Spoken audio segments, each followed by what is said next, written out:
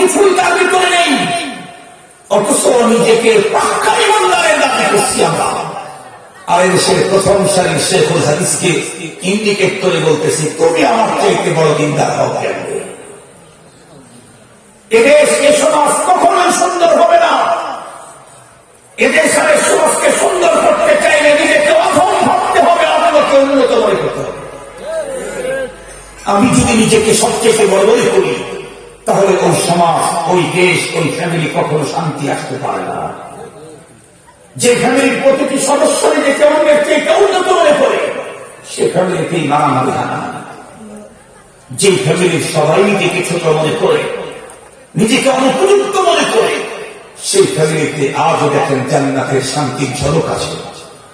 নিরীহদের বিস্তারা নেই, ভাঙ্গা ঘরের ভিতরে চূড়ান্ত শান্তি আছে।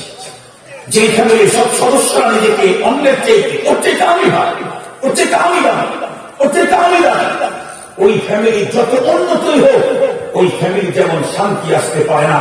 যে দেশের মুসলমান নিজেকে অন্যের চেয়ে উত্তম মনে করে, অন্যকে অধম মনে করে, ওই দেশেও শান্তি আসতে পারে না। খুসুসান আমাদের দেশের সকল মানুষের মনের মধ্যে একটি জটিল প্রশ্ন, একটি সমস্যা। সেই সমস্যাকে চিহ্নিত করে তার সমাধান বর্ণনা করেছেন। সেটি হচ্ছে, আপনারা দেখবেন আমাদের দেশের প্রতিটি মানুষ ব্যক্তিগতভাবে, সামাজিকভাবে, রাষ্ট্রীয়ভাবে, রাষ্ট্র প্রশাসন, দল, সদীজন, সাধুজন, জ্ঞানীজন, গুণীজন, প্রতিটি মানুষই একটা বিষয়ে খুব মেহনত করতেছে। সেটি হচ্ছে কি করে ব্যক্তি, ফ্যামিলি, সমাজ, দেশ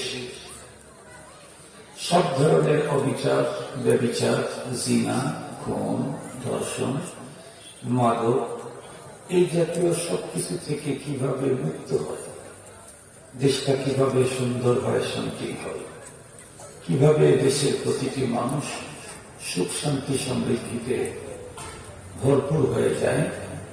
এফিকি অ্যাটেনশন প্রতিটি মানসিক রাষ্ট্র প্রশাসনেরও, সুবিজন, সাধুজন, সকলে। এবং অনেক ক্ষেত্রেই তো আমরা দেখি যে বিভিন্ন অনিয়ম, দুর্নীতির ব্যাপারে সরকার এবং প্রশাসন মাঝে মাঝে যুদ্ধ ঘোষণা করে। কিন্তু বাস্তবতা হল এই, দিন যত ঘটতেছে, ব্যক্তিগতভাবে, পারিবারিকভাবে, সামাজিকভাবে, রাষ্ট্রীয়ভাবে, দুর্নীতি, অনিয়ম, অবিচার, ব্যভিচার, জিনা, ধর্ষণ, খুন, এগুলি বন্ধ করার প্রোগ্রাম যত বাড়তেছে, সাথে সাথে এগুলি প্রতিযোগিতার সাথে আরো বাড়তেছে, কমতেছে। তেমন কোন ফলাফল আমাদের চোখের সামনে আমরা দেখতে পাচ্ছি। দিন যত গড়াচ্ছে, উন্নত হচ্ছে, তো অনিয়মই উন্নতি হচ্ছে। ধর্ষণের বেড়ে চলছে, অবিচার, ব্যভিচার বেড়ে চলছে, জিনা, খুন, এগুলি বেড়ে চলছে, গুম বেড়ে চলছে, অশান্তি বেড়ে চলছে।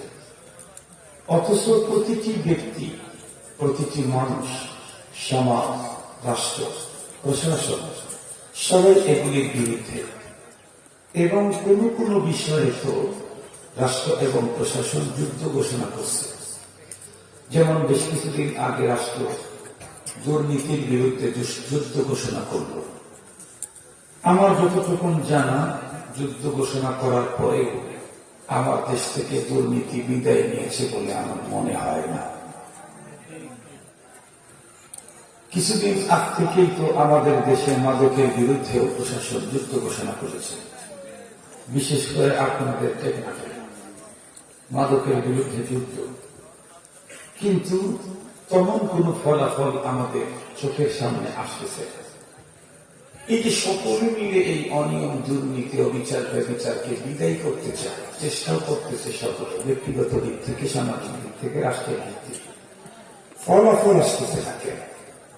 এটা একটা জটিল প্রশ্ন। প্রবলেমটা কোথায়? আল্লাহ পাক রব্বুল আলামিন, আমি যে আয়াতে কারিমা তেলাওয়াত করেছি, এই আয়াতে কারিমাতে সমস্যাটা উল্লেখ করে সমাধানও বলে দিয়েছেন। সুবহানাল্লাহ। সমাধান উল্লেখ করেছেন, সাথে সাথে সমস্যাটা কোথায় এটাও বলে দিয়েছেন। একটা কথা মনে রাখবেন, কোন মানুষ কোন সমস্যাকে দূর করতে চাইলে সমস্যাকে আগে চিহ্নিত করতে হবে। যদি সমস্যা চিহ্নিত করতে না পারে তাহলে সমাধান জীবনে খুঁজে পাওয়া যাবে না। আমি একটা মিসাল দিলে বুঝবেন, আমাদের বাংলাদেশের কোন একজন অথবা পাকিস্তানের হবে কোন একজন রোগী, তার শরীরে পেটের ভিতরে একই জায়গায় তিনবার অপারেশন করা হবে, তিনবার। তৃতীয়বার অপারেশন পরেও তার শরীরে সেম আগের মতোই সমস্যা ধরা পড়বে। সেটা হলো তার পেটের এক জায়গাতে কিছু পুষ জমা হয়। পুষ বুঝেন তো? পুষ জমা হয়।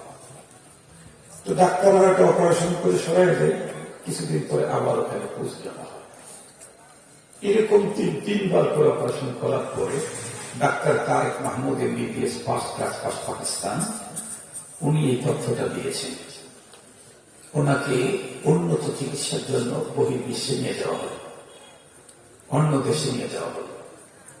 নিয়ে যাওয়ার পরে সে দেশের এক্সপার্ট একজন ডাক্তার এই রোগীর কাছ থেকে তার রোগের টোটাল বর্ণনা শুনলেন এবং উনি যেটা যেটা সমস্যা মনে করতে চাইছেন সেখানে টেস্ট দিলেন। টেস্ট দেওয়ার পরে উনি খুব বারবার ওনার মুখে টেস্ট দিচ্ছেন, মুখে।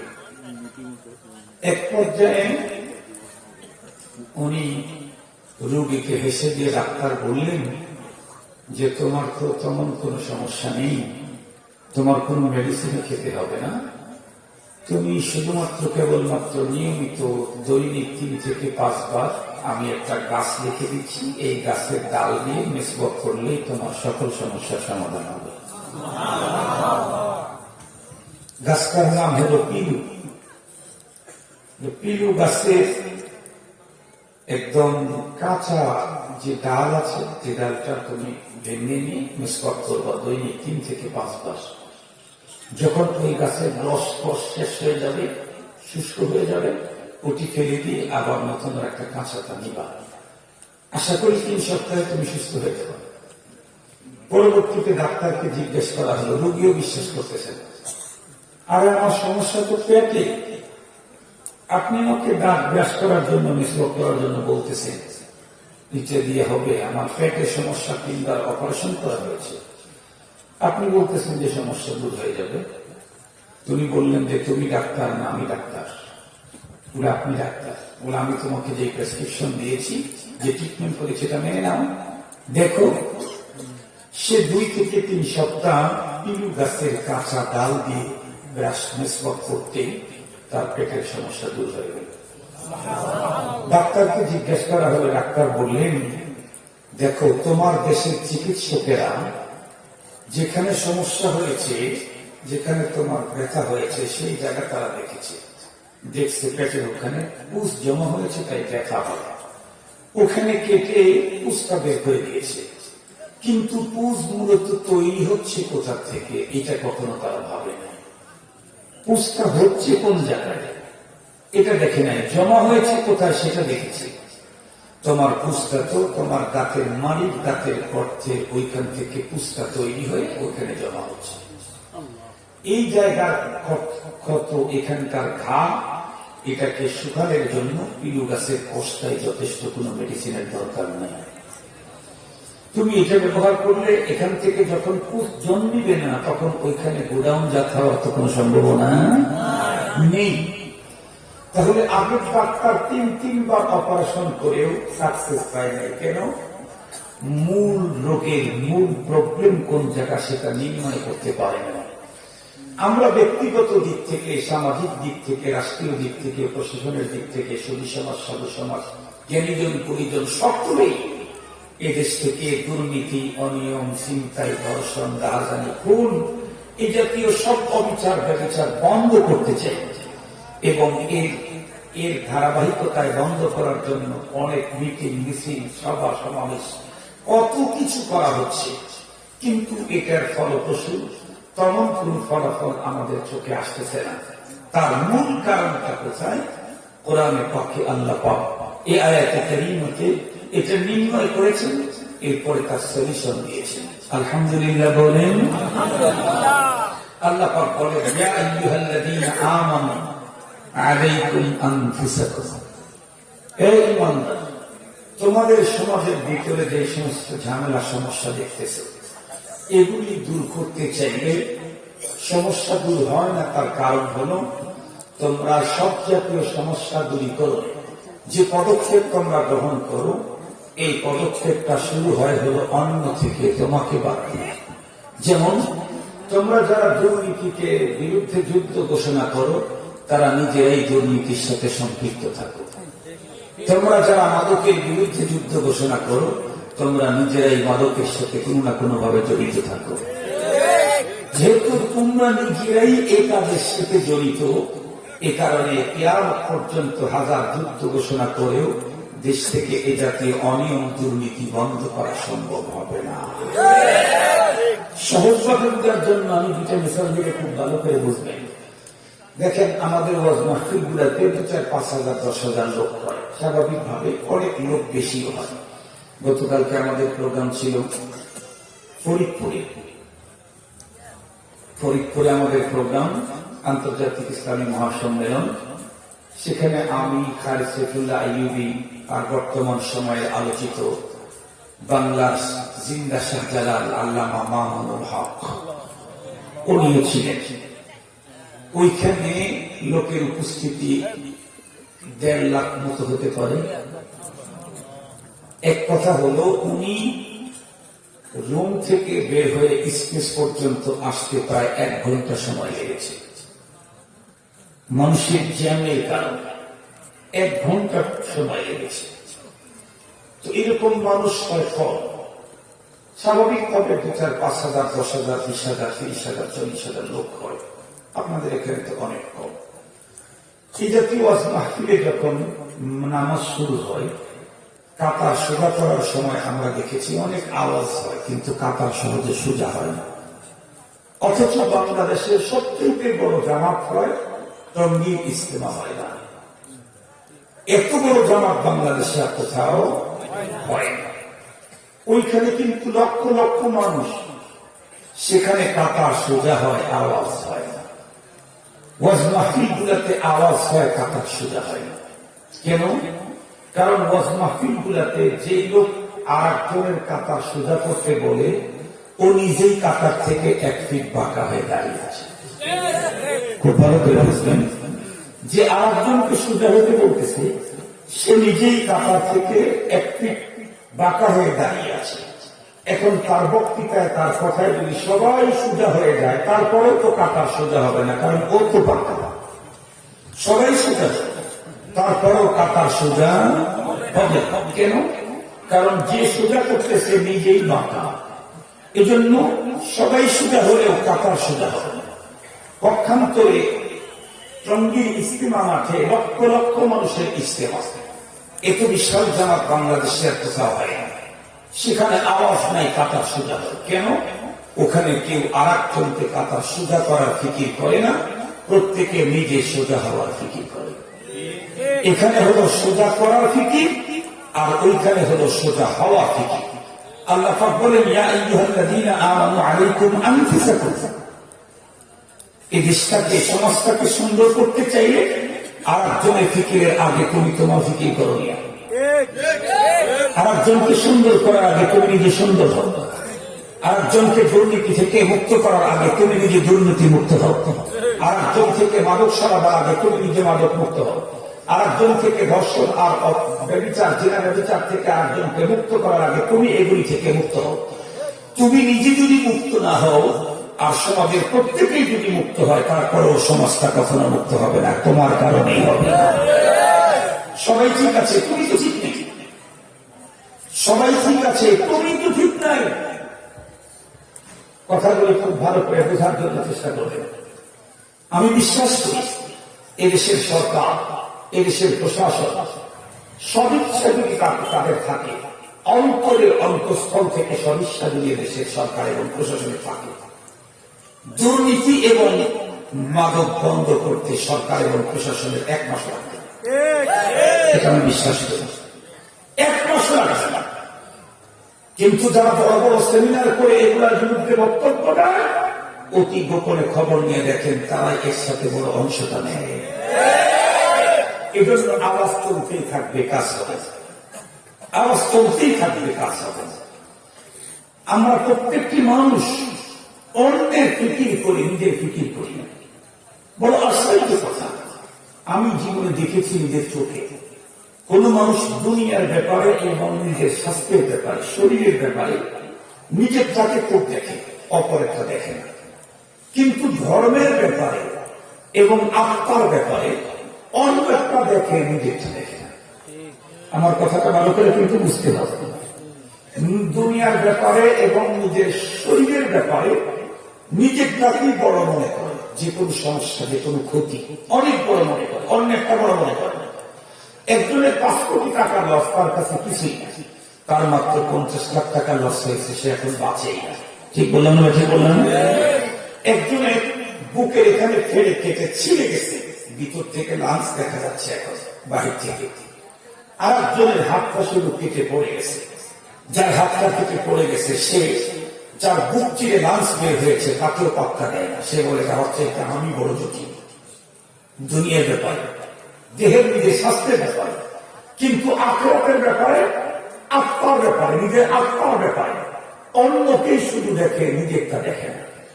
তার মানে খুব ভালো করে বুঝবেন, নিজের আত্মাকে নষ্ট হয়ে আছে, নিজের আখেরাত যে বরবাদ হয়ে যাচ্ছে, এটার কোন খবরই নেই। আর একজনের কত নষ্ট, কত মুনাফিক, কত বেঈমান, কত খারাপ মানুষ, কত চরিত্রহীন, অথচ নিজের কোন খবরই, নিজে তার চাইতে জটিল সমস্যাতে আছে, নিজে তার চাইতে জটিল সমস্যাতে আছে।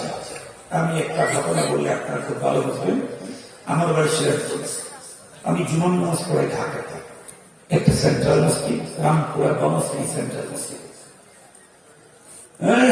তো আমি ড্রাইভার আমার ছিল গত বছর, ও টাঙ্গাইলে বাড়ি ছিল। তো ও টাঙ্গাইলে বাড়িতে গেছে, আমি পরের দিন ঢাকায় যাব। আমাকে ফোন দিয়ে বললো, হুজুর আপনি একটু কষ্ট করে গাড়িতে চালায় আসেন, আমি টাঙ্গাইল থেকে আপনি বুক করছি। তো আমি তো গাড়ি চালাইতে জানি, এই কারণে আমি নিজে গাড়ি ড্রাইভ করে এসেছি। তো প্রফেশনাল ড্রাইভার না হলে অনেক কথা কিন্তু কাজ মনে থাকে। যেমন গাড়িতে উঠার পরে গাড়ি দরজাগুলি লক করে দিতে হবে। আমার লক করার কথা মনে নেই, আমি এমনি গাড়ি চালাই এসেছি।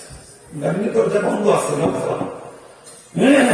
এলিঙ্গা নামে একটা জায়গা আছে, যমুনা সেতু পার হওয়ার পর। সেইখানে আসার পরে দেখলাম একটা গাড়ি ব্রিজের রেলিং ভেঙে লাইন থেকে গেছে, পানির ভিতরে পড়েছে। আর সমস্ত প্যাসেঞ্জাররা কেটে ফেটে রক্তাক্ত। ওইখানে যাওয়ার পরে রাস্তাটা জ্যাম, আমি ধীরে ধীরে যাচ্ছি। আমার অজান্তেই হঠাৎ করে 2 দিক থেকে 2 জনকে টান দিয়ে খুলে ভিতরে 3 জন আহত ব্যক্তিকে উঠে গেছে। 3 জন রক্তাক্ত। 3 জনের সম্পর্ক হলো স্বামী স্ত্রী, একটা তাদের বাচ্চা।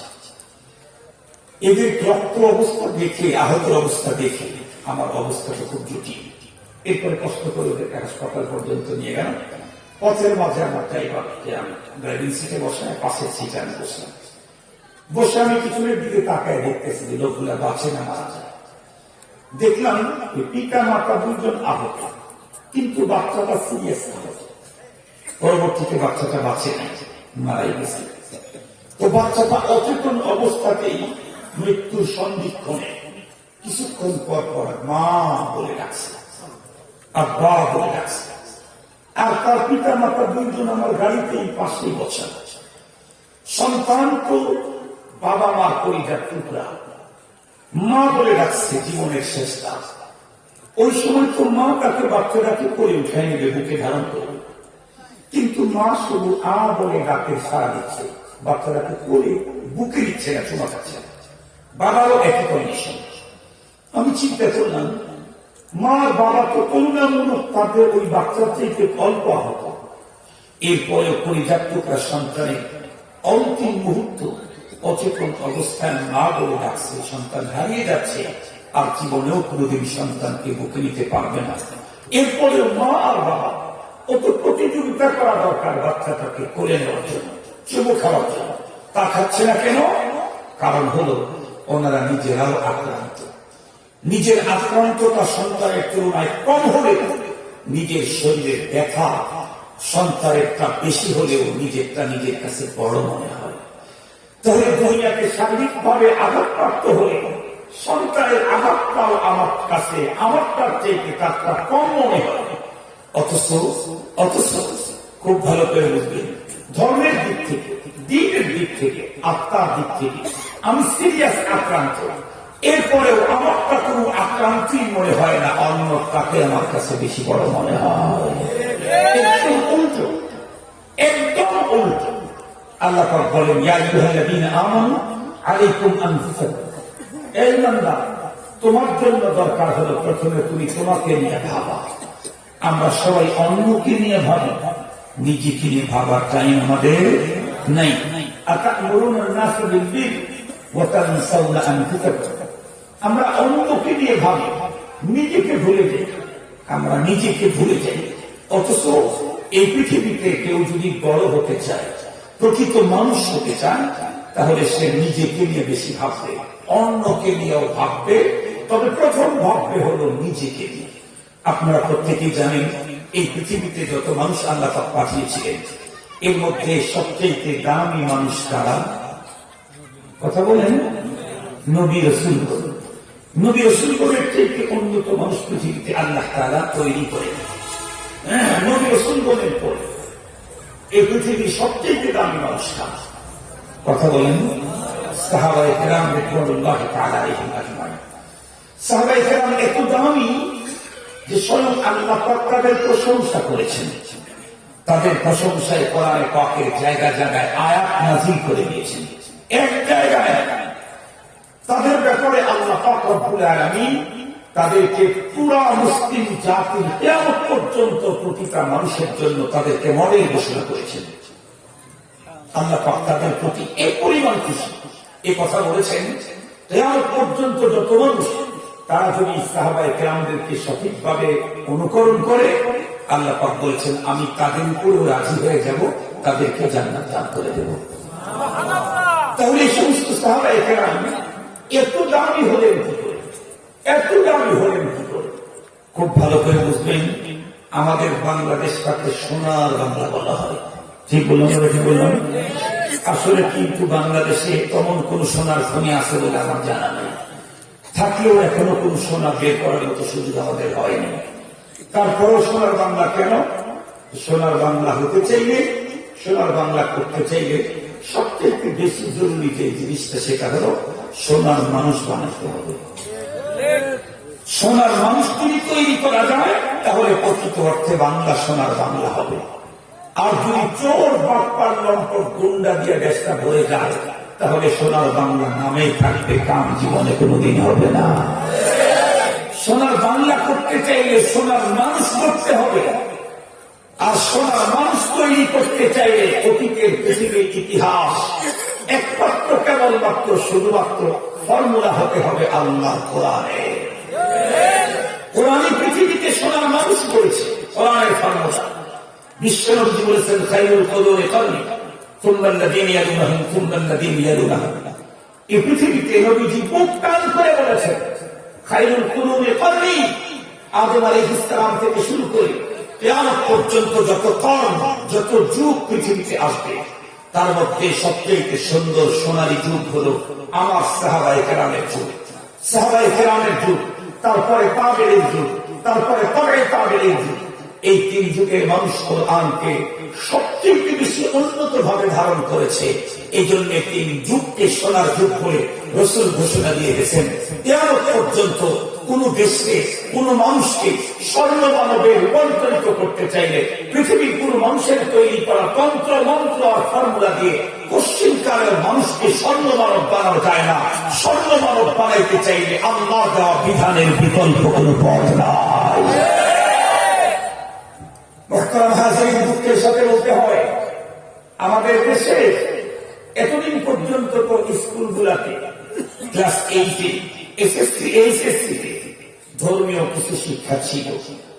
ইদানিংকালে নতুন করোনাকালীন সময় শিক্ষার যে পদ্ধতি এখন বর্তমানে তৈরি করা হয়েছে তাতে ধর্মীয় শিক্ষাটাকে বাদ দেওয়া হয়েছে। আমরা মাননীয় সরকার প্রধানের কাছে, মাননীয় প্রধানমন্ত্রীর কাছে আহ্বান জানাতে চাই, আমাদের দেশে চূড়ান্ত নৈতিকতার অবক্ষয় আমাদের দেশে। এই জন্য সবচেয়ে বেশি দরকার হলো নৈতিক শিক্ষা চালু করা।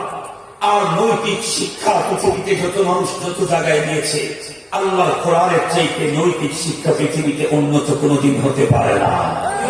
এই জন্য নৈতিকতা অবক্ষয়ে প্রতিটি স্কুলে, প্রতিটি বিদ্যালয়ে কোরআনের শিক্ষা বাধ্যতামূলক করা দরকার। সেখানে কোরআনের পরীক্ষাকে বাতিল করে দেওয়া, ঐচ্ছিক করে দেওয়া, পরীক্ষা আর হবে না, উঠায়া দেওয়া, এটা জাতিকে নৈতিকহীনতা করার এক ষড়যন্ত্র ছাড়া কিছুই না। মুহতারাম হাজরিন, আমাদের দেশের সরকার এবং ঊর্ধ্বতন কর্মকর্তাদের দৃষ্টি আমরা আকর্ষণ করতে চাই। আপনারা পারলেন প্রতিটা শিক্ষা প্রতিষ্ঠানে মুসলমান যেহেতু 90-92%, এই জন্য কোরআনের শিক্ষা বাধ্যতামূলক করুন। একদম প্লে নার্সারি থেকে 1-2 থেকে শুরু করি, তাহলে দেখবেন ইনশাআল্লাহ নৈতিকতার অবক্ষয় ধীরে ধীরে ধীরে ধীরে ইনশাআল্লাহ শেষ হয়ে যাবে। মানুষ নীতি নৈতিকতার এক সুন্দর অবস্থান তখন পাবে যখন কোরআনে পাকে কাজ যখন তাদের লাগবে। আল্লাহ পাক এই কথাগুলি বুঝার, আমল করার তৌফিক দান করুন। আমি যে কথা বলতেছিলাম আপনাদের সামনে, সাহাবায়ে কেরাম রিদওয়ানুল্লাহি তাআলা আলাইহিম আজমাইন পৃথিবীর সবচেয়ে সুন্দর মানুষ ছিলেন, সবচেয়ে দামি মানুষ ছিলেন। কোন গুণের কারণে আল্লাহ তাদের প্রশংসা করলেন? কোন গুণ? অনেকগুলি অনন্য গুণের অধিকারী ছিলেন তারা। তাদের ভিতরে একটা গুণ হল সাহাবায়ে কেরাম নিজের ফিকিরটা আগে করতেন। সাহাবায়ে কেরাম নিজের ফিকির আগে করতেন, অন্যের ফিকিরও করতেন, তবে নিজের ফিকিরটা আগে করতেন। যেমন যেমন একটা হাদিস আপনাদের খেদমতে পেশ করলে আমার বয়ান শেষ। আপনারা জানেন মহানবী সাল্লাল্লাহু আলাইহি ওয়াসাল্লামের সাহাবীদের ভিতরে সকলেই খুব দামি, তার মধ্যেও দামের কম বেশি আছে না? আছে। খুলাফায়ে রাশিদিনের দাম সবচেয়ে বেশি, এরপরে আরো সাহাবীদের দাম। একজন দামি সাহাবী, তার নাম হযরত হামজা রাদিয়াল্লাহু তাআলা। তার একটা হাদিস আমি আপনাদের খেদমতে পেশ করব।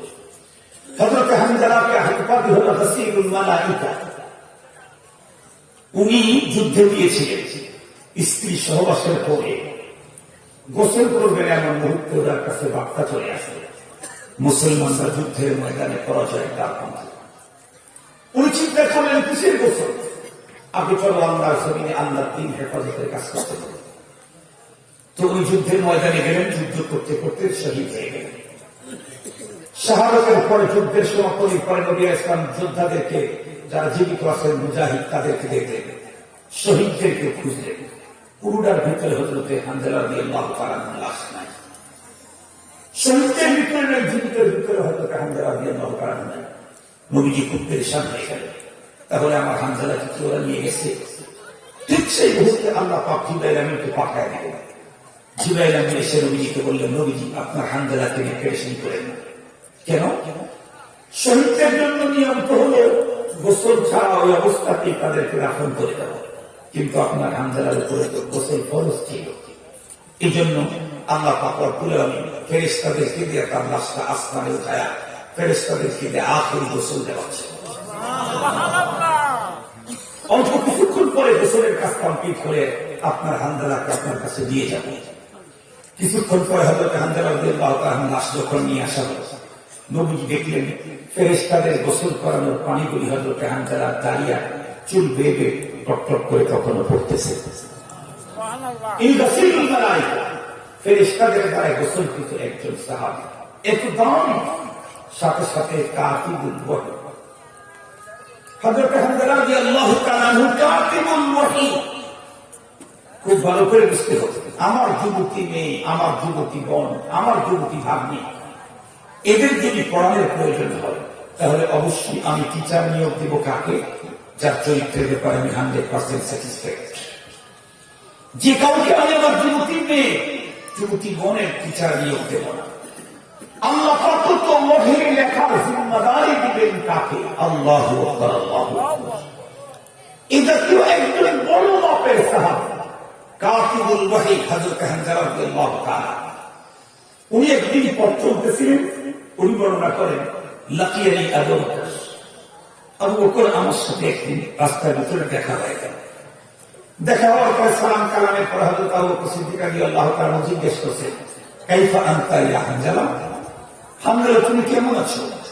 খুব ভালো করে বুঝবেন কি জিজ্ঞেস করলেন, হানজালা তুমি কেমন আছো?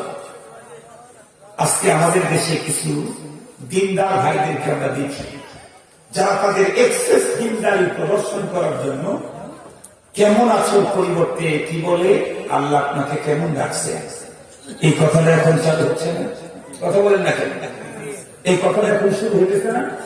আগে ছিল কেমন আছে এই কথাটা বলা হতো।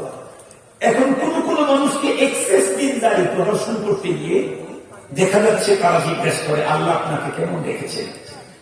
আল্লাহ আপনাকে কেমন দেখেছেন এই কথার চাইতে কেমন আছেন এটা উত্তম। আল্লাহ আপনাকে কেমন দেখেছেন এই কথাটা সহি না। এইভাবে জিজ্ঞেস করা সহি না, গলত। কেন? আপনি কেমন আছেন এই কথা বলার পরে উনি যদি খুব বেশি দুঃখ বেদনার ভিতরে থেকে থাকে, উনি যদি বলে ভাই ভালো নেই, খুব কষ্টে আছে, তাহলে কোনো ঝামেলা নেই। কিন্তু যখন বললেন আল্লাহ আপনাকে কেমন রেখেছে, আর উনি যদি বলে ফেলে যে ভাই খুব খারাপ অবস্থার মধ্যে রেখেছেন, আল্লাহ তাআলা ভালো নেই, তাহলে বিষয়টা কেমন হলো? উনি যদি বলেন যে আল্লাহ আমাকে চূড়ান্ত খারাপ অবস্থায় রেখেছেন, ভালো নাই, খারাপের নিসবত আল্লাহর দিকে করা যায় না। খারাপের নিসবত আল্লাহর দিকে করা যায় না। এই জন্য আল্লাহ আপনাকে কেমন রেখেছেন এটার ভিতরে বুঝুর্গি নেই। এটা উন্নত কথা না, এটা নিম্নমানের কথা। আপনি কত বড় বুঝুন, কত বড় আবু বকর সিদ্দিকের চেয়ে বুঝুন, বড় বুঝুন। সিদ্দিক আকবর তো হযরত হানজালাকে জিজ্ঞেস করলেন, কাইফা আনতা ইয়া হানজালা? হানজালা তুমি কেমন আছো? আর আপনি জিজ্ঞেস করেন হুজুর আপনার আল্লাহ আপনাকে কেমন রেখেছে? না, এটা গলত কথা, এটা ভুল কথা। আপনি বলবেন আল্লাহ আপনাকে কেমন রেখেছেন না, আপনি বলবেন কেমন আছেন।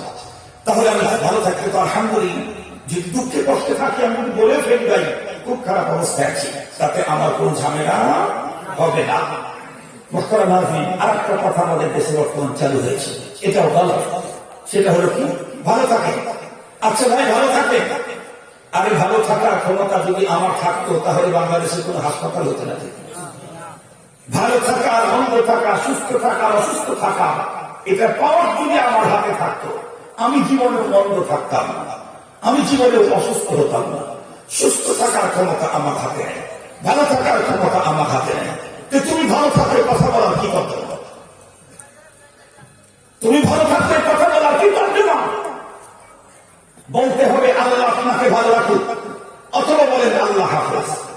আল্লাহ আপনাকে ভালো রাখুক আর আল্লাহ হাফেজের একই কথা। আপনি বলতে হবে আল্লাহ আপনাকে, কথা বলেন না কেন, ভালো রাখুক। এটা দোয়া, এটা কি দোয়া। আমাদের উলামায়ে কেরাম তালাবাদের ভিতরে আরেকটা গলত কথা আছে, কেউ যদি কাউকে কোন উপকার করে তখন কি বলে? শুকরিয়া। কেউ যদি কারো কোনো উপকার করলে, একটু কলম চাইলো, কলম দিলে, একটু ই নিয়ে এসে দিল, একটা মাল নিয়ে এসে একটা অন্য কিছু নিয়ে এসে দিয়ে দিল, কিছু উপকার করলো আপনি তাকে এহসান করলো, তখন কি বলে? শুকরিয়া। আল্লাহ তাআলা বলেন শুকরিয়া কি হলো? আপনি শুকরিয়া বললেন তাতে কি হইল? কিছুই তো হল। বরং সে আপনাকে ইহসান করে, হাল জাযাউল ইহসান ইল্লাল ইহসান। সে আপনাকে লেখা দরকার ছিল, কলম ছিল না আপনার কাছে, আপনাকে কলম দিয়েছে, আপনি লিখেছেন, কলমটা তাকে দিতে গিয়ে বললেন শুকরিয়া। শুকরিয়া বললেন কি হলো? একটা শব্দ শোনা হলো।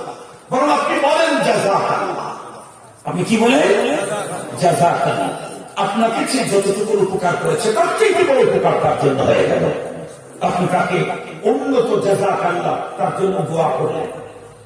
এই জন্য শুকরিয়া এটা ফ্যাশন হতে পারে, কিন্তু এটার দ্বারা অনুমতের কোন ফায়দা হবে? এটা গলত কথা। আমাদেরকে বলতে হবে কি বলেন?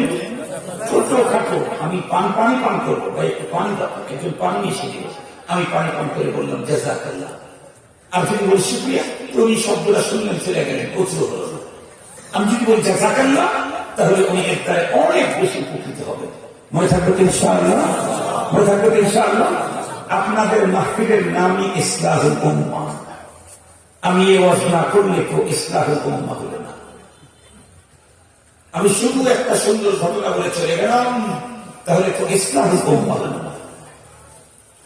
আমার যেখানে যেখানে সমস্যা আছে সেটাকে আমাকে সংশোধন করে দিতে হবে, তার নাম হলো ইসলাম।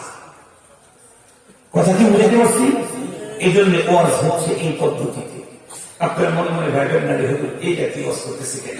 ইসলাহুল উম্মাহ, ইসলাহুল উম্মতকে সংশোধন করতে হবে। ঝামেলা কোথায় আছে, ভুল কোথায় আছে সেটা শুনতে নিতে হবে। তো হযরত হামজা রাদিয়াল্লাহু তাআলা কি বললেন? হামজা রাদিয়াল্লাহু তাআলা উত্তর দিলেন, না ফাকা হামজা। ভাই আবু বকর, হামজা তো মুনাফিক হয়ে গেছে। আল্লাহু আকবার। এই কথা শুনেই হযরত সিদ্দিক আকবর বললেন, সুবহানাল্লাহ, মা তাকুল? আরে সুবহানাল্লাহ, তুমি কি বলতেছো? হামজা মুনাফিক, তুমি তো কাতিবুল ওয়াহী, ওয়াহী লিখো। তুমি তো বিশ্বনবীর আস্থাবানের একজন সাহাবী, তুমি কেমনে মুনাফিক হলে? সঙ্গে সঙ্গে তখন সে বলতেছে, নাকুনু ইনদা রাসূলিল্লাহ সাল্লাল্লাহু আলাইহি ওয়াসাল্লাম ইউযাক্কিরুনা বিল জান্নাতি ওয়ান নাস। আমরা যখন নবীজির কাছে থাকি আর নবী আলাইহিস সালাম যখন আমাদেরকে জান্নাত জাহান্নাম আখিরাত ওয়াজ করে, কান্না রায়াইন, তখন তো মনে হয় আমরা নিজের চোখে জান্নাত দেখতেছি, জাহান্নাম দেখতেছি। দিনের অবস্থাটা অস্বাভাবিক, অন্যরকমের থাকে। কিন্তু ওখান থেকে যখনই চলে আসি আমার স্ত্রীর কাছে, ছেলে মেয়েদের কাছে, বাড়িতে, ব্যবসাতে, চাকরিতে, রাজনীতিতে, তখন অবস্থাটা পরিবর্তন হয়ে যায়। নবীজির কাছে থাকলে একরকম, ওখান থেকে চলে গেলে আর একরকম। এর নামই তো মুনাফিক। এই কথাটা হযরত হামজা রাদিয়াল্লাহু তাআলা বলতেই হযরত আবু বকর সিদ্দিক রাদিয়াল্লাহু তাআলা উত্তর করলেন, হামজা, তোমার যেমন আমারও তো তেমন, আমার তো সেমফল, আমার তো হুবহু তোমার মতোই। তাহলে তো এখন, তাহলে আমি তো মুনাফিক হয়ে গেছি। মুনাফিক হওয়ার আশঙ্কা করতেছেন কে? মুহাম্মদুর রাসূলুল্লাহ সাল্লাল্লাহু আলাইহি ওয়াসাল্লামের পরে প্রথম খলিফা, বিশ্বনবীর পরে প্রথম খলিফা, এই পৃথিবীতে নবীদের পরে সবচেয়ে শ্রেষ্ঠ মানুষ, যেই মানুষটা একদিন শরীরের ভিতরে চট করছেন, তো জিবরাইল আমিন নবীজির কাছে চলে আসছেন চট করে অবস্থা। নবীজি জিবরাইলকে দেখে বললেন, জিবরাইল, তোমার পারমিশন কেন? তুমি তো সবসময় জান্নাতের বেশি সবুজ রঙের পোশাক পরে আমার সাথে সাক্ষাৎ আসো, আজকে তোমার শরীরের ভিতরে চটের পোশাক কেন? জিবরাইল আমিন উত্তর করলেন, আপনি আপনার আবু বকরকে একটু ডেকে নিয়ে এসেন। নবীজি হযরত আবু বকরকে ডাকালেন রাদিয়াল্লাহু আনহু। হযরত আবু বকর সিদ্দিক রাদিয়াল্লাহু তাআলা চলে এলেন। আসার পরে নবীজি দেখেন জিবরাইল আমিনের যে পোশাক, আবু বকরের সেই পোশাক। আবু বকর সিদ্দিক রাদিয়াল্লাহু আনহুর যে পোশাক, জিবরাইল আমিনের সেই পোশাক। নবীজি একবারে দিকে তাকান, আবার ওদিকে তাকান। জিবরাইল আমিন দেখতে বলেন, ওগো নবীজি, শুধু আবু বকর আর আমাকে দেখতেছেন? আবু বকর আজকে চটের পোশাক পরার কারণে আসমানের মালিক সকল ফেরেশতাদেরকে জান্নাতি পোশাক পরে চটের পোশাক পরতে বলেছেন। সমস্ত ফেরেশতা চটের পোশাক পরে আছে। এই কথা বলার পরে হযরত সিদ্দিক আকবর আল্লাহ তাআলাকে সালাম জানিয়েছেন, এই কথা রাসূলকে জানায় দিলেন। ওগো নবীজি, আপনি আপনার আবু বকরকে জানায় দেন, আল্লাহ আবু বকরকে সালাম জানিয়েছেন। যেই মানুষটাকে রব্বুল আলামিন সালাম পৌঁছান, সেই মানুষটা নিজের উপরে মুনাফিকের আশঙ্কা করে, আর আমরা নিজেদেরকে পাক্কা ইমানদার বলি, আর একজনকে মুনাফিক করি। কথা বলেন না কেন? আমরা নিজেদেরকে পাক্কা ইমানদার বলি, আর একজনকে মুনাফিক বলি। আমাদের অবস্থা তো এমন নিচে চলে গেছে যে আমরা একথা বলি যে আমরা নিজে নিজে আলিফ বা তা সাকিন করেছি, আমাদেরকে পিটায় পিটায় পড়াইতে হয় নাই, তোমাদেরকে তো পিটায় পড়ানো হয়েছে, সুতরাং তুমি আমার চাইতে বড় ইমানদার হও কি করে? অথচ এই বক্তব্য যখন দিচ্ছিলেন আমার দেশের ওই লিডারের মাথা থেকে পায়খানা পর্যন্ত ডিটেক্টর দিয়ে চেক করলে কখনো কোনো ইসলামের সিমটমের ভিতরে না, ইসলামের কোনো কিছুই তার ভিতরে নেই। নিজেকে পাক্কা ইমানদারের দাবি করছি আমরা, আর দেশের প্রথম সারির শেখুল হাদিসকে ইন্ডিকেট করে বলতেছি, তুমি আমার চাইতে বড় দিনদার হও কেন? এদেশ এ সমাজ কখনোই সুন্দর হবে না। এদেশ আর এই সমাজকে সুন্দর করতে চাইলে নিজেকে অধম ভাবতে হবে, অন্যকে উন্নত মনে করতে হবে। আমি যদি নিজেকে সবচেয়ে বড় মনে করি, তাহলে ওই সমাজ, ওই দেশ, ওই ফ্যামিলি কখনো শান্তি আসতে পারে না। যে ফ্যামিলির প্রতিটি সদস্য নিজেকে অন্যের চেয়ে উন্নত মনে করে, সে ফ্যামিলিতেই মারামারি হানাহানি। যে ফ্যামিলির সবাই নিজেকে ছোট মনে করে, নিজেকে অনুপযুক্ত মনে করে, সেই ফ্যামিলিতে আজও দেখেন জান্নাতের শান্তির ঝলক আছে। নেই ওদের হুস্তারা নেই, ভাঙ্গা ঘরের ভিতরে চূড়ান্ত শান্তি আছে। যে ফ্যামিলির সব সদস্যরা নিজেকে অন্যের চেয়ে ওর চেয়ে আমি হয়, ওর চেয়ে আমি দামি, ওর চেয়ে আমি দামি, ওই ফ্যামিলি যত উন্নতই হোক, ওই ফ্যামিলি যেমন শান্তি আসতে পারে না। যে দেশের মুসলমান নিজেকে অন্যের চেয়ে উত্তম মনে করে, অন্যকে অধম মনে করে, ওই দেশেও শান্তি আসতে পারে না। শান্তি প্রতিষ্ঠার জন্য শর্ত হল নিজেকে অধম মনে করতে হবে, অন্যকে উত্তম মনে করতে হবে। আমাদের রাসূল সাল্লাল্লাহু আলাইহি ওয়াসাল্লাম এই কথা দোয়া করেছেন, আল্লাহুম্মা জাআলনি ফি আইনি সাদিকা ওয়া জাআলনি ফি আইনিন নাসি কাবীরা। আমার রাসূলের দোয়া করতে, অথচ রাসূলের দিন কত পরিষ্কার, কত উন্নত, তাকে তৈরি করেছেন আল্লাহ তাআলা ভিন্ন ম্যাটেরিয়াল। আমি যে মাটির তৈরি, আমার রাসূল সেই মাটির তৈরি না, মাটির তৈরি কিন্তু ভিন্ন মাটির তৈরি। এরপরে আমার রাসূলের সিনা চাক করা হয়েছে একবার আমার রাসূলের সিনা চাক করে ভিতর থেকে চাই জাতীয় নষ্ট কিছু থাকতে পারে সব বের করা হয়েছে। এরপরে 24 ঘন্টা তদারকি করেছেন আল্লাহ। সেই রাসূল আল্লাহ পাকের কাছে দোয়া করছেন, আল্লাহুম্মা জাআলনি ফি আইনি সাগীরা ওয়া ফি আইনিন নাসি কাবীরা। আল্লাহ তুমি আমাকে আমার চোখে ছোট দেখাও, অন্যের চোখে তুমি আমাকে বড় বানাও। আমাদের অবস্থা হলো আমি আমাকেই বড় মনে করি, আর মানুষ আমাকে কথা বলে না, শুধু ছোট মনে করে না। আমি যখন ভাব দেখার মানুষের ভিতরে কথা বলি, চোখের সামনে তো কিছু বলে না, যেই চোখের আড়াল হয় কথা বলে না, বলে না এরকম বলে। তার মানে সকলের চোখে আমি ছোট, আমার চোখে শুধু আমি বলি। মুসলমান ভাইয়ারে আমার কথাগুলা দিলে বুঝবেন, বিশ্বের ভিতরে নবীদের ভিতরে সবচেয়ে বড় নবী আমাদের পয়গম্বর। পৃথিবীর কোন নবী যেমন মুহাম্মদুর রাসূলুল্লাহ সাল্লাল্লাহু আলাইহি ওয়াসাল্লামের মর্যাদা সমান হতে পারে না। উম্মতের ভিতরে সবচেয়ে বড় উম্মত আবু বকর সিদ্দিক। পৃথিবীর কোন উম্মতি কোনদিন আবু বকর সিদ্দিকের মর্যাদা সমান হতে পারে না। সেই সিদ্দিক আকবর হযরত হামজালাকে ডেকে বললেন, হামজালা তোমার যেমন অবস্থা আমার তো সেম কোয়ালিটি, তাহলে চলো এখন দুইজন তো সমস্যার মধ্যে পড়ে গেছে, আমরা তো মুনাফিক হয়ে যাচ্ছি মনে হয়। এখন সমাধান নেওয়ার জন্য কোথায় যেতে হবে বলেন দেখি, কথা বলেন না, কোথায় যেতে হবে? মুসলমান ভাইয়ারে আমার, সিদ্দিক আকবরের মতো এত বড় মানুষ, প্রথম খলিফা কাতিবুর রহি হযরত হামজালা, দুইজনের বন্ধুরা আমার পত্র শুরু করে দিলেন নবীর দরবারে। আমি আপনাদেরকে জিজ্ঞাসা করতে চাই, সাহাবায়ে কেরাম কোন সমস্যায় পড়লে সমাধানের জন্য নবীর কাছে যেতেন, এখন তো আর নবী দুনিয়াতে নাই। এখন যদি সাধারণ কোন মুসলমান কোন মানুষ যদি সমস্যার মধ্যে পড়ে, তাহলে সমাধানের জন্য কোথায় যেতে হবে? কথা বলে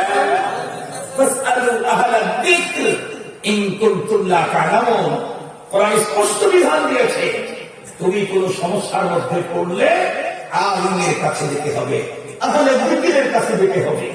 এখন আমি কোন সমস্যায় পড়লে যেতে হবে আলিমের কাছে, অথচ আমি আলিমকে ঘৃণা করি। আলিমের উপরে আমার ভিন্ন রকমের মত, ভিন্ন রকমের ধারণা। তাহলে বলুন তো দেখি, আমি কি জানা আর মানার কোন পদ্ধতি থাকবে? কখনোই না। ভালো করে মনে রাখেন, ভালো করে মনে রাখেন, আমি যদি অসুস্থ হই, সুস্থতার জন্য ডাক্তারের শরণাপন্ন হতে হবে। কিন্তু আমি ডাক্তার দেখলেই ঘৃণা করি, আমার যেমন সুস্থতার কোন সম্ভাবনা নাই, আমার বর্তমান সময়ে আমি ধর্মীয় কোনো ব্যাপারে আমার সমস্যা হলেই আলেমের কাছে যেতে হবে, কিন্তু আমি আলেমকে দেখতেই ঘৃণা করি। মনে রাখতে হবে তাহলে আমারও ইমান নিয়ে বাঁচার কোনো সমস্যা না, সম্ভাবনা না। আমি সমস্যার ভিতরে পড়লে তো আলেমের কাছে যেতে হবে, রসুল তো নেই, নায়েবে নবীর কাছে যেতে হবে। আমি নায়েবে নবীকে ঘৃণা করি, তাহলে আমি পশ্চিম কালেও ইমান নিয়ে কবরে যেতে পারবো না। আমি অসুস্থ হয়েছে, আমার চিকিৎসার জন্য ডাক্তার দরকার, আমি ডাক্তার দেখতে ঘৃণা করি, তাহলে আমার জীবনে যেমন সুস্থ আসতে পারে না, কোন সাধারণ মানুষ আলেমকে দেখতে ঘৃণা করে, তার জীবনে ইমানদারি আসতে পারে না। মনে রাখবেন, মনে রাখবেন, মনে রাখবেন। মুহতারাম হাজরিন, হযরত আবু বকর সিদ্দিক, হযরত হামজা রাদিয়াল্লাহু তাআলা দুইজনে মিলে পথ চলা শুরু করছে। চলে গেলেন হযরতে নবী আলাইহিস সালামের কাছে, সালাম কালাম হলো। নবী ইসলামকে ডাইরেক্ট সর্বপ্রথম হযরত হামজা বলে ফেললেন, নাফাকা হামজা ইয়া রাসূলুল্লাহ, হুজুর হামজা মুনাফিক হয়েছে। ভালো করে বুঝবেন, উনি যে বলতেছেন যে হামজা মুনাফিক হয়েছে, হুজুর অন্যের ব্যাপারে বললেন না নিজের ব্যাপারে? কথা বলেন না কেন? আবার বলেন। আর আমরা কি বলি? হুজুর ওই লোকটা কিন্তু খুব খারাপ, হুজুর অমুক কিন্তু খুব নষ্ট, হুজুর অমুকের কিন্তু মেয়েদের ভালো না, হুজুর ওই লোকের কিন্তু চরিত্র ভালো না। আমরা হুজুরের কাছে এসে বলি অমুক খারাপ, অমুক খারাপ, অমুক খারাপ। হযরতে হানজালা নবীজির কাছে এসে বললেন, আমি নিজে নষ্ট হয়েছি। বুঝে আসছে কি আপনাদের? বুঝে আসছে কি আপনাদের? আমরা আমাদের ফিকির করি, সাহাবায়ে কেরাম নিজের ফিকির করতেন। বিশ্বনবী জিজ্ঞাসা করলেন কেমনে?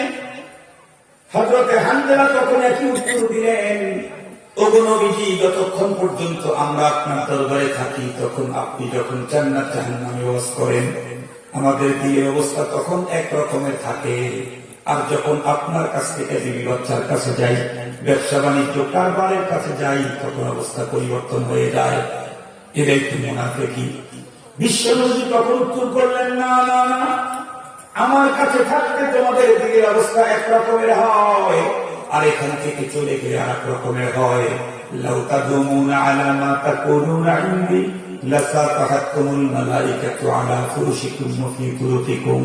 আল্লাহু আকবার। ওয়ালাকিন হাদা সাআতান সাআতান সালাসা মাররাত। আল্লাহু আকবার। নবী রাসূল বলেন, না না, এটা তো দিনের অবস্থা এক এক সময় এক এক রকমের হয়। তুমি যেটা বলতেছো আমার কাছে থাকতে তোমাদের দিনের যে কন্ডিশন হয়, এটা যদি সবসময় থাকতো, তাহলে তো ফেরেশতারা তোমাদের বেডরুমে গিয়ে মুসাফা করার জন্য বেড জমাইত। পথে চলতে থাকলে তখন তোমরা পথ চলতে পারতাম না। এই পরিমাণে ফেরেশতা তোমাদের সাথে মুসাফা করার জন্য বেড জমাইত। লাসাফাহাতুল মালাইকাতু আলা ফুরুশিকুম ওয়া ফি তুরুকিকুম। খুব ভালো করে বুঝবেন, এই হাদিসের এই বর্ণনা এতটুকুনের দ্বারা আমাদের দেশের অনেক মানুষ গলত ফাহাম নেয়, ভুল বুঝে হাদিসের তর্জমা। এই জন্যই তো আমরা বলি, বাসায় বসে বসে আলিফ বা তাসা জিম হা খ পড়ে দিনদার হওয়া যায়। বাংলা হাদিস আর বাংলা কোরআন শরীফের তাফসীর পড়ে কখনো আলেম হওয়া যায় না, দিন শিখা যায় না।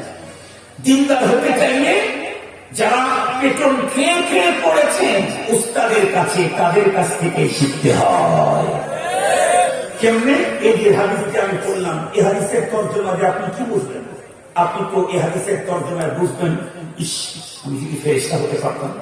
লাসাফাহাতুল মালাইকা, নবীজির দরবারে থাকতে গেলে যে কন্ডিশন হয়, এটা অবস্থান সবসময় থাকে। ফেরেশতা এসে আমার সাথে মুসাফা করতো, তার মানে আমি ফেরেশতা হয়ে যেতাম। এই জন্য আমাদের দেশেও দেখবেন কিছু মানুষ কিছু মানুষের প্রশংসা করতে গিয়ে বলে, আরে উনি তো মানুষ বলা যায় না, ফেরেশতা। প্রশংসা করতে গিয়ে বলে, আরে ভাই আপনারা কথা বলতেছেন না, এ কথা বলে না কখনো কখনো। আমি আমার কথা বলে তো মানুষ তো ফেরেশতা। আমি জিজ্ঞেস করতে চাই, কোন মানুষকে ফেরেশতা বলে তার জন্য প্রমোশন না ডিমোশন? কথা বলেন, ডিমোশন প্রমোশন না। কোন মানুষকে ফেরেশতা বলা তার জন্য ডিমোশন প্রমোশন না। কেমনে? একটা মিশন বলবো, তারপরে কথাটা বলে শেষ করে দেবে। আমাদের সিরাজগঞ্জের এলাকাতে অনেক আগে কথা বলতেছি, আমরা যখন ছোট ছিলাম, আমরা তখন আব্দুল কাছে টাকা চাইলে দিত 10 পয়সা। আর আমাদের মুরব্বী যারা আছেন এখানে, ওরকম মুরব্বী তো দেখতেছি না এখন, আমরা মুরব্বী ওরকম মুরব্বী দেখতেছি না। এই একটা স্থান আমরা বাম পাশে আছে, এই মুরব্বীরা যখন তার আব্বার কাছে টাকা পয়সা চেয়েছেন তখন মনে হয় দিচ্ছে আনা একানা দিয়া, তাই না বাবা? একানা দিয়া। যেই যুগে যেই সময়ে বাবা সন্তানকে দিত আমাদেরকে 10 পয়সা 5 পয়সা 10 পয়সা দিয়ে গুনগুনি পাওয়া যেত। গুনগুনি চিনে এখনকার নতুন প্রজন্মকে গুনগুনি দেখাইতে চাইলে জাদুঘরে নিয়ে যাবে।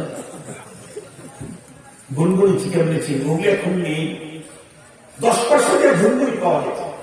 তারপরে লাঠির সাথে লাগানো চকলেট, এটা 10 পয়সা দিয়ে পাওয়া যেত। আমরা যখন ছোট ছিলাম তখন দেখেছি। আর মুরব্বীদের সময় 10 পয়সা পায় না, 1 পয়সা 1 আনা 2 আনা দিয়েছে। তো যেই সময় সন্তানদেরকে তার পিতা দিত 5 পয়সা 10 পয়সা, ওই সময় ভিক্ষুককে মানুষ কয় টাকা দিত? 10 টাকা। ওই সময় ভিক্ষুককে মানুষ 10 টাকা দিবে।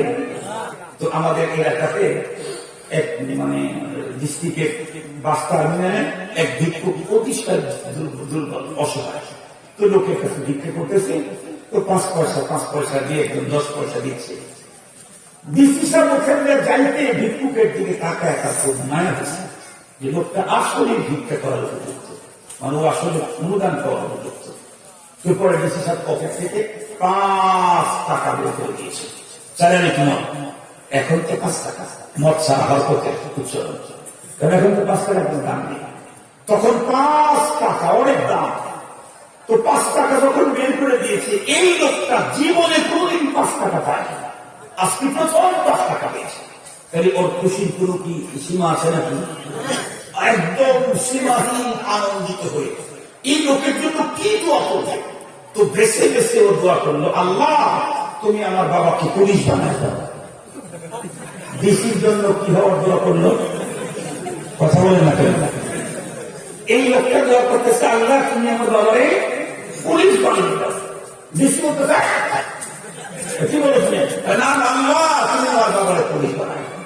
তো আবারও বলছে, তার মানে ওর জেহেনের মধ্যে আছে যে দুনিয়ার সবচেয়ে বড় হলো পুলিশ, এর চেয়ে উপরে আর কেউ নেই।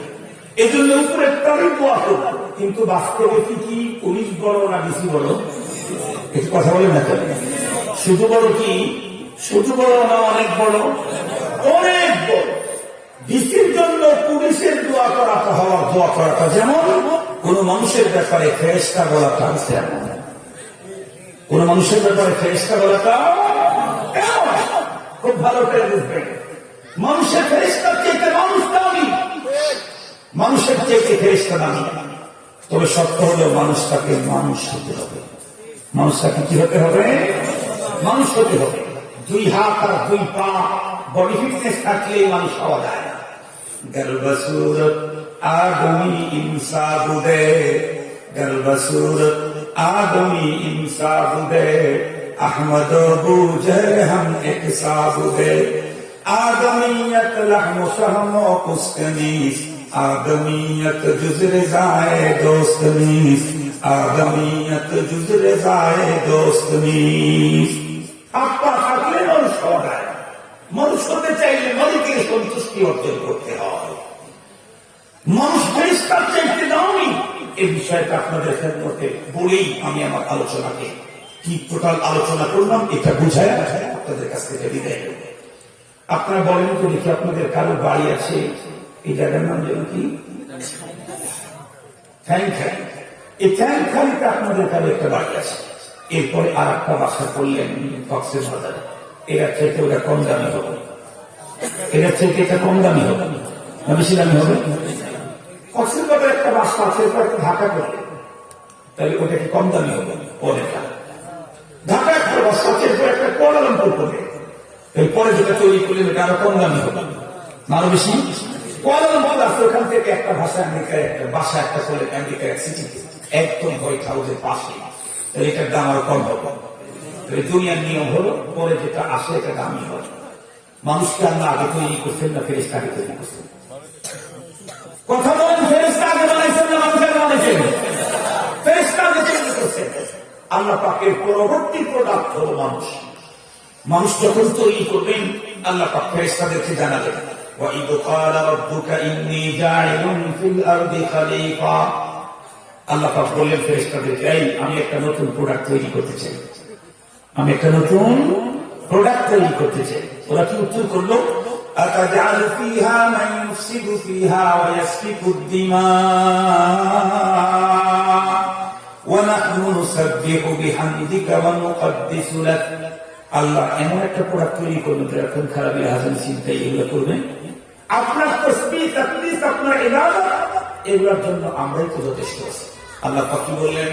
ক্বালা ইন্নী আ'লামু মা লা তা'লামুন। আল্লাহ পাক বললেন আমি যা জানি তোমরা তা জানো না। তার মানে কি? তার মানে তোমরা যে ইবাদত করো সেই ইবাদতের জন্য মানুষ তৈরি করি না। তোমরা যেমন তসবিহ পড়ো ওই জাতীয় তসবিহর জন্য মানুষ তৈরি করি না। তোমরা যেমন তাকদীস বয়ান করো ওই জাতীয় তাকদীসের জন্য আমি মানুষ তৈরি করি না। খুব ভালো করে বুঝবেন, গ্রামগঞ্জের ভিতরেও মিষ্টি পাওয়া যায়।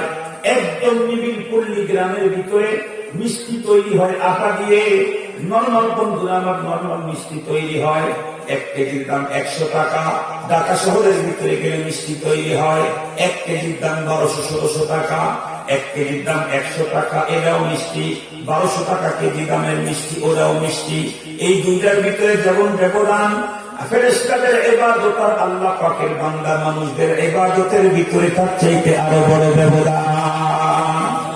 কবি বড় সুন্দর করে বলেন, দর্দ দিল के वास्ते पैदा किया इंसान को वरना तौआत के लिए कुछ कम न था कर लो बिया वरना तौआत के लिए कुछ कम न था कर लो बिया। খুব ভালো করে বুঝবেন, আল্লাহ পাক বললেন ইন্নী আ'লাম মা লা তা'লামুন। আমি যা জানি তোমরা তা জানো না। যে ইবাদতের জন্য মানুষকে তৈরি করছি ওই জাতীয় ইবাদত করার যোগ্যতা কোন ফেরেশতার ভিতরে আল্লাহ দেন নাই। মানুষের ইবাদতের এমন ইবাদতের যোগ্যতা আছে যে ইবাদতের যোগ্যতা ফেরেশতার নাই। সহজে বুঝবার জন্য একটা মিসাল দিয়ে ভালো হবে। একটা ঘরের মধ্যে 3 জন লোক বসে আছে। ঘরের ভিতরে চলতেছে উলঙ্গ মহিলার নাচ, চলতেছে মনিটর। এমনি মহিলারা নাচতেছে না, ওই বড় 56 ইঞ্চি 60 ইঞ্চি আছে না আপনাদের বিভিন্ন চাষের মধ্যে বাড়ির বাসাতে আছে না, অনেকের বাসাতেই তো আছে 40 ইঞ্চি মনিটর। ওখানে উলঙ্গ নারীদের চূড়ান্ত ড্যান্স নাচ চলতেছে। ঘরের দরজা জানালা সব বন্ধ, ভিতরে আছে 3 জন মানুষ। 3 জন 2 কোয়ালিটি, একজন অন্ধ, 2 জন চোখওয়ালা। এই 2 জন চোখওয়ালা অন্ধ 3 জন লোক বসে আছে, কিন্তু ওই নাচ ড্যান্স দেখতেছে একজন।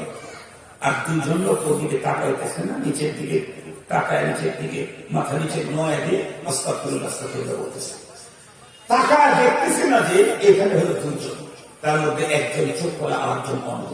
এই 2 জনই মাথা নিচের দিকে আস্তাগফিরুল্লাহ করতেছে, দেখতেছে। বলেন তো দেখি, ওই নর্তকীদের নাচ না দেখার দিক থেকে তো 2 জনই সমান। অন্ধ লোক দেখতেছে না, চোখওয়ালাও দেখতেছে না, কিন্তু তাই বলে মর্যাদা কি 2 জনেরই সমান? বলে বলেন, অন্ধের কোন ক্রেডিট আছে না? এখানে অন্ধের কোন মর্যাদা আছে? কোন ক্রেডিট আছে? কেন? ও তো দেখলো না, দেখলো কি দেখার যোগ্যতাই তো নেই। ও দেখলো না মানে ওর তো দেখার যোগ্যতাই নাই। এই জন্য অন্ধ যদি না দেখে এটা তার কোন ক্রেডিট নাই। তব জবানি তওবা করদান শিওয়ে পয়গম্বরি वक्त की पीली गुल के जालिम में कुनत परहेजगारी। যার চোখ নাই তার তো দেখার যোগ্যতা নাই, সে যদি না দেখে তার কোনো ক্রেডিট না। কিন্তু যার চোখ ছিল, দেখার যোগ্যতা ছিল, মনের ভিতরে আবেগ ছিল, বন্ধুরা আমার, তারপরে আল্লাহর ভয়ে দেখে নাই, সম্পূর্ণ ক্রেডিট হলো তার। আল্লাহ পাক ফেরেশতা তৈরি করছেন, তাদের খাবারের দরকার নাই, স্ত্রী পুত্র কন্যা নাই, সামাজিক কোন অবস্থান তাদের নাই, এসব পায়খানার কোন জরুরত নাই, রাজনীতি আর দেশের ভিতরে এই জাতীয় কোন কার্যক্রমের প্রয়োজন নাই, এমনকি কোন গুনাহ করার যোগ্যতা চাহিদা কোনটাই তাদের ভিতরে নাই। এই জন্য ফেরেশতা 24 ঘন্টায় যদি আল্লাহ তাসবিহ পড়ে, এই তাসবিহতে অত মজা না, মজা তো ওই তাসবিহর ভিতরে একদিক থেকে মনের ভিতরে চাহিদা আছে, অপর দিক থেকে গুনাহ করার যোগ্যতাও আছে। এরপরেও ছেড়ে দিয়েছে কেবলমাত্র আল্লাহ পাকের মুহাব্বত আর প্রেমের বন্ধনে আবদ্ধ হওয়ার কারণে ওই তাসবিহ আর সিজদার ভিতরে বেশি মজা। दर्द दिल के वास्ते पैदा किया इंसान को वरना तौअत के लिए कुछ कम न था कल्लूबिया, वरना तौअत के लिए कुछ कम न था कल्लूबिया। এই জন্য বুজুর্গরা বলেন 10 বাকার দিন বায়ার, বুজুর্গরা বলেন 10 বাকার দিন বায়ার। প্রকৃত আল্লাহওয়ালা, প্রকৃত ওই সমস্ত মানুষের ইবাদত আল্লাহ পাকের কাছে মজা, হাতগুলি দুনিয়ার কাজে লাগানো আছে, কিন্তু দিলের সম্পর্ক কার সাথে থাকে? আল্লাহর সাথে। দেখেন না আমাদের দেশে কত মানুষ চাকরি করে, চায়নাদের সাথে চাকরি করে, ওই থাইল্যান্ডের লোকের সাথে চাকরি করে, কাজ করে, সবসময় থাকে থাইল্যান্ডের লোকদের সাথে, থাকে চায়নাদের সাথে, থাকে মালয়েশিয়ান লোকদের সাথে, সবসময় তাদের সাথে সম্পর্ক হলো কাজের, কিন্তু অফিসে আদালতে যেখানে থাকুক দিলটা থাকে ফ্যামিলির দিকে। কথা বললাম ঠিক না? জোরে বলেন। যেখানে কাজ করুক, উখিয়াতে কাজ করুক, আর ওই টেকনাতে কাজ করুক, আর আমাদের পেটুরিয়াতে কাজ করুক, যেখানে কাজ করে তাদের সম্পর্ক তো কলিগদের সাথে থাকে, অনেকের সাথে থাকে, কিন্তু 24 ঘন্টা দিনের সম্পর্ক থাকে ফ্যামিলির সাথে, ফ্যামিলির দিকে। দুনিয়ার মানুষ যারা আল্লাহ পাক যাদেরকে তৈরি করছেন, এরা দুনিয়ার কাজ করবে, ছেলে মেয়েদের কাজ করতেছে, মেয়ের কাজ করতেছে, ঘরের কাজ করতেছে, ব্যবসার কাজ করতেছে, চাকরির কাজ করতেছে, রাজনীতির কাজ করতেছে, সব কাজে হাত লাগানো আছে, কিন্তু মাগার দিল আছে কার সাথে? আরেকটু যদি বলেন দিল আছে কার সাথে? বলেন এই দেখতে হলো মজা বেশি। আর এই জাতীয় মজাওয়ালা ইবাদতের জন্য আমি মানুষ তৈরি করেছি। এই জন্য মানুষকে ফেরেশতাওয়ালা তার প্রমোশন না ডিমোশন? আর একটু জোরে বলেন প্রমোশন না ডিমোশন? ডিমোশন। তবে আজকের আলোচনার খুলাসাতুল কথা হলো একটা, সাহাবায়ে কেরাম যে এত বড় হয়েছেন, আল্লাহ তাদের ভূয়সী প্রশংসা করেছেন, তাদের ভিতরে যে গুণগুলি ছিল তার একটা ছিল নিজেকে নিয়ে বেশি ফিকির করতেন, অন্যকে নিয়েও করতেন, আগে নিজেকে নিয়ে করতেন। আর আমরা অন্যটাই শুধু দেখি, নিজেকে নিয়ে ফিকির করার টাইম। কথা বলেন, নিজেকে নিয়ে ফিকির করার টাইম আমাদের নাই। নিজের অন্তর ঠিক নাই, নামাজ ঠিক নাই, কালেমা ঠিক নাই, ওযু ঠিক নাই, গোসল ঠিক নাই, কোরআন শরীফের তিলাওয়াত ঠিক নাই, নাই নামাজ ঠিক, নাই রোজা ঠিক, নাই হজ ঠিক, কোনটাই ঠিক নাই। এগুলি ঠিক করার কোন পেরেশানি নেই। ওই যে আর একজন তো নষ্ট, ও তো খুব খারাপ, ও তো জঘন্যত, মানে আর একজনকে নিয়ে শুধু ফিকির, নিজের ফিকির করতে পারতেছি না। আমরা যখন নিজের ফিকির করব, আল্লাহ পাক আমাদেরও মর্যাদা বাড়ায় দিবেন। আল্লাহ পাক আমাদের প্রত্যেককে নিজেকে নিয়ে ভাবার তৌফিক দান করুন। আর একটু বলেন না, অন্যকে নিয়েও ভাবতে হবে, তবে আগে কাকে নিয়ে ভাবতে হবে? আগে কাকে নিয়ে ভাবতে হবে? কোরআন শরীফে আল্লাহ তাআলা বলেন, ইয়া আইয়ুহাল্লাযীনা আমানু কু আনফুসাকুম ওয়া আহলিকুম নার। এই বান্দা, তুমি আগে তোমাকে আগুন থেকে বাঁচাও, তোমাকে আগে বাঁচাও, এরপর তোমার পরিবারকেও বাঁচাও। আপনারা যারা বিমানে চড়ছেন তারা জানেন, বিমানের ভিতরে উঠার পরে বিমানের গেট টেট সব বন্ধ করে দিয়ে বিমান ক্রু যারা আছে ওরা কিছু নির্দেশনা বলে, বিমানের ভিতরে থাকাকালীন কি কি করা লাগবে, কেমনে থাকতে হবে, এগুলো বলে। বলতে বলতে একটা কথা বলে যে বিমানের ক্যাবিনের ভিতরে কখনো যদি অক্সিজেন শর্ট দেখা দেয়, তাহলে উপর থেকে অটোমেটিকলি অক্সিজেন মাস্ক নিচে নেমে আসবে। অক্সিজেন মাস্কটা নিচে নেমে আসার সাথে সাথে প্রথমে আপনি একটা অক্সিজেন মাস্ক নিজের দিকে টেনে নাক মুখে সুন্দর করে পড়ুন, এরপরে আপনার পাশে যে আছে তাকে পড়াইতে সহযোগিতা করুন। আগে কি আর একজনকে পড়াইতে বলছেন, আমি যে বলতে বলছেন? একটু যদি বলেন, আগে বলছেন নিজে আপনি বলুন, এরপরে পাশের লোককে পড়াইতে সহযোগিতা করুন। কেন? অক্সিজেন শর্ট হলে তো মানুষ মরে যাবে, অক্সিজেন শর্ট হলে মানুষ মরে যাবে। আপনি নিজে না করতে গিয়ে পাশে যে আছে তাকে যখন পড়াইতে গেলেন, অক্সিজেন চূড়ান্ত শর্ট হল, আপনি মরে গেলেন, আরেকজনকে কি পড়াইতে পারলেন? আপনিও করতে পারলেন না, আর একজনকে পড়াইতে পারলেন না, দুইজনই শেষ হয়ে গেল। আর প্রথমে যদি আপনি টেনে নিতেন, তাহলে আপনার অক্সিজেন শর্টটা তখন দূর হয়ে যেত, আপনি সুস্থ হতেন। এর ভিতরে যদি আর একজনের বেশি শর্ট হওয়ার কারণে মরেও যেত, আপনি তো বেঁচে থাকতেন, আপনি তো বেঁচে থাকতেন। আর আপনি যদি আরেকজনকে দিতে যাবেন, তাহলে দুইজনেরই মরণ হবে। এই জন্য প্রথমে আপনি বাঁচুন। ইয়া আইয়ুহাল্লাযীনা আমানু আলাইকুম আনফুসাকুম, আপনি আপনাকে বাঁচান মিয়া জাহান্নামের আগুন থেকে। ইয়া আইয়ুহাল্লাযীনা আমানু কু আনফুসাকুম ওয়া আহলিকুম নার। আল্লাহ পাক আমাদের প্রত্যেককে নিজের ফিকির করার তৌফিক দান করুন, নিজের মানুষ হওয়ার ফিকির করার তৌফিক দান করুন। নিজের জীবনটাকে সাজাবার তৌফিক দান করুন, নিজের জীবনটাকে উন্নত চরিত্রে চরিত্রবান করার তৌফিক দান করুন, এরপরে ফ্যামিলিকে সুন্দর করে সাজাবার তৌফিক দান করুন।